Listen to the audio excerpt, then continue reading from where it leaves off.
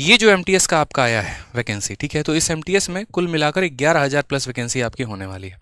इसके पहले कभी इतनी वैकेंसी आती नहीं थी। मैं शुरू से आपको कहता हूं कि देखिए 2019 में चुनाव हुआ और उसके बाद 2024 में चुनाव है, ठीक है, तो चुनाव के पहले गवर्नमेंट का जो है एक तरीके से कोशिश ये है कि हम ज़्यादा से ज़्यादा रोजगार दे पाएं, ताकि एक तरीके से वो अपना ये लूपहोल को करेक्ट कर पाएं। उनके ऊपर जो ये आरोप हमेशा लगता चला आ रहा था कि मोदी गवर्नमेंट ने वादा तो किया था कि हम 2 करोड़ रोजगार देंगे हर साल में, लेकिन वो पूरा नहीं कर पाए। तो उनकी कोशिश यहाँ पर यह है कि ज़्यादा से ज़्यादा वो भर्ती निकाल सकें। और अभी जो सबसे बड़ी कमीशन है यहाँ पर यूपीएससी के बाद वो एसएससी और रेलवे है, तो इनमें ज़्यादा से ज़्यादा भर्ती निकालो, उनकी ज्वाइनिंग भी बहुत जल्दी करवाएं। इसीलिए आपने देखा होगा अभी रेलवे में जो एनटीपीसी की भी ज्वाइनिंग हुई है वो बहुत जल्द हुई है, और एसएससी में भी जो हमारे हैं बाकी सभी के ज्वाइनिंग्स बहुत फास्ट हो रहे हैं, ठीक है। तो यहाँ बात करते हैं, तो इसमें हमारा 11,000 प्लस वैकेंसी है। फॉर्म जो है आपका 18 जनवरी से स्टार्ट हो गया और 17 फरवरी तक आपका फॉर्म भरा जाना है, ठीक है। फॉर्म के बारे में थोड़ा बहुत और देख लीजिएगा, यहाँ पर नीचे पूरा ब्यौरा दिया गया है, कोई भी गलती आपको फॉर्म भरते वक्त नहीं करनी है, ठीक है। अब इस फॉर्म को कौन भर सकता है? एक मैंने ये भी सुना कि पीएचडी वाले फॉर्म को भर सकते हैं, तो भाई पीएचडी वाले फॉर्म नहीं भर सकते हैं, इस बात को समझिए। ये फॉर्म जो है जो 10वीं बच्चा पास कर चुका है, जो 12th पास कर चुका है, जो ग्रेजुएट है, ज़्यादा से ज़्यादा एमएससी होगा वो कर पाएगा। कारण पीएचडी वाले क्यों नहीं भर पाएंगे? क्योंकि भैया उम्र उनकी नहीं होती है।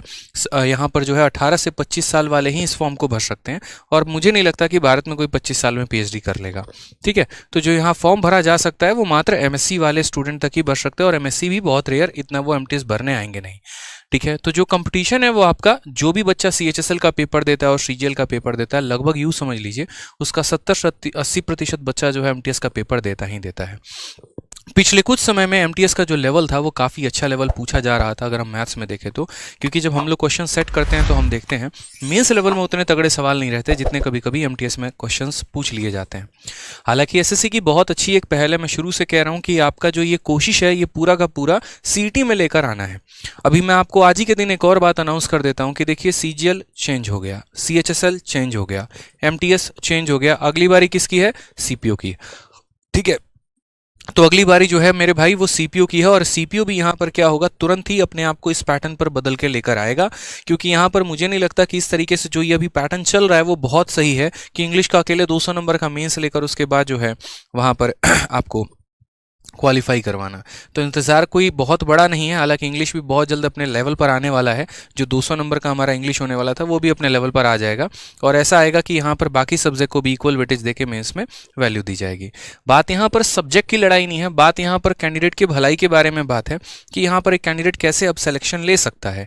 जिस तरीके से हमारा पैटर्न बदला है और जिस तरीके से यहाँ पर रुझान आए हैं, ठीक है, एक तरीके से, तो अब यहाँ पर हम कैसे सिलेक्शन ले पाएंगे। अगर मैं मानो कि एक स्टूडेंट हूँ, 10वीं पास मैंने किया है, तो मेरा एमटीएस में सिलेक्शन कैसे हो सकता है, ठीक है, और क्या क्या जो मेजर चेंजेस हैं, हम सारी बातें करेंगे अगले 5 मिनट में, मैं आपको पूरा क्लियर अप करूंगा। तो एमटीएस के बारे में जो सबसे पहला चेंज आया, पहले क्या होता था कि जिस तरीके से सीजीएल और सीएचएसएल का आपका पेपर होता था, प्री का पेपर होता था, चारों सब्जेक्ट आपके पूछे जाते थे, अभी भी उसी तरीके से चारों सब्जेक्ट का पेपर होगा। लेकिन पहले जो है वो आपके टोटल नंबर उनमें काउंट होते थे, अब उनमें जो है थोड़ा बहुत चेंज आया है। और चेंज के बारे में अगर हम बात करते हैं यहाँ पर, ठीक है, तो चेंज वाला पेज कहाँ है, कितना नंबर पे है?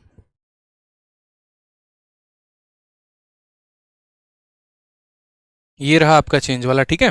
तो चेंज वाले में आपका ये हो गया है कि जैसे अब 2 सेशन होने वाले हैं, एक सेशन 1 होगा और एक सेशन 2 होगा। सेशन 1 में अगर हम बात करते हैं तो हमारा मैथ्स और रीजनिंग का पेपर होगा, जिसमें 20-20 सवाल पूछे जाएंगे, और हर सवाल का जो नंबर रहेगा वो 3 नंबर का पेपर रहेगा।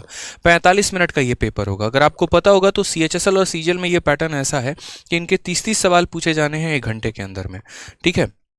अब यहाँ पर बात करते हैं सीजीएल के मेंस में और आपके सीएचएसएल में। अब यहाँ पर बात करेंगे तो जैसे जनरल अवेयरनेस हो गया और इंग्लिश लैंग्वेज हो गया, इनके 25-25 क्वेश्चन पूछे जाएंगे। वहीं सीजीएल मेंस में इसके 45 और इसके 25 क्वेश्चन है, ठीक है। और ये हमारा टाइमिंग कितने का रहने वाला है? तो 45 मिनट का ये हमारा टाइमिंग रहने वाला है। जो पेपर 1 है वो क्वालिफाइंग है, यानी इनके नंबर नहीं जुड़ेंगे और साथ में इनमें नेगेटिव मार्किंग भी नहीं होगी।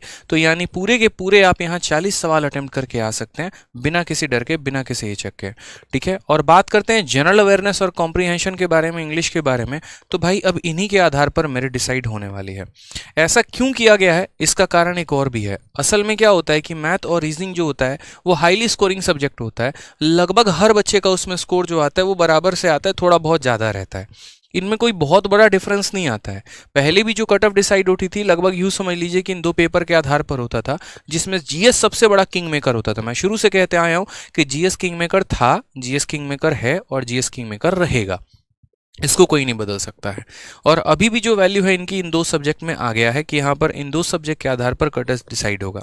हालांकि इंग्लिश में एक और जो है वो नुकसान हुआ, वो ये हुआ कि आपका डिस्क्रिप्टिव को हटा दिया गया कंप्लीट तरीके से, जो वैल्यू दी जा रही थी डिस्क्रिप्टिव को वो खत्म कर दी गई है। ठीक है, और ये एक बहुत अच्छी पहल है, क्योंकि पहले क्या होता था कि आपके डिस्क्रिप्टिव के आने के पहले इंटरव्यू होता था। इंटरव्यू में भी यही पक्षपात थोड़ा सा रहता था। यहाँ पर कोई कैंडिडेट पढ़ने में बहुत अच्छा है लेकिन वो इंटरव्यू में परफॉर्म सही तरीके से नहीं कर पा रहा है, तो उसका पूरा करियर खत्म हो जाता था वहीं पे। और मुझे नहीं लगता कि ग्रुप बी और ग्रुप सी जैसे पोस्ट में इंटरव्यू की आवश्यकता है। तो मोदी गवर्नमेंट के आने के बाद ये एक बहुत अच्छा पहल हुआ कि उन्होंने इंटरव्यू को ग्रुप बी और ग्रुप सी पोस्ट से खत्म कर दिया। उसके बाद डिस्क्रिप्टिव आया। डिस्क्रिप्टिव में भी कुछ ऐसा था कि एग्जामिनर के मूड के ऊपर डिपेंड था। अगर पत्नी से लड़ाई नहीं हुई तो आपके अच्छे नंबर आएंगे, लेकिन अगर बीवी बच्चों से लड़ाई होकर आया भाई तो सारी खुन्नस आपके पेपर पे ही निकालेगा, चाहे आपने कितना भी अच्छा क्यों नहीं लिखा है। तो वो खत्म करने का एक बहुत अच्छा पहल था एसएससी का और बहुत अच्छा किया उन्होंने उसे खत्म करके। अब ये आपके दो सब्जेक्ट रह गए हैं जिसके आधार पर ये जो होगा आपका मेरिट डिसाइड होगा।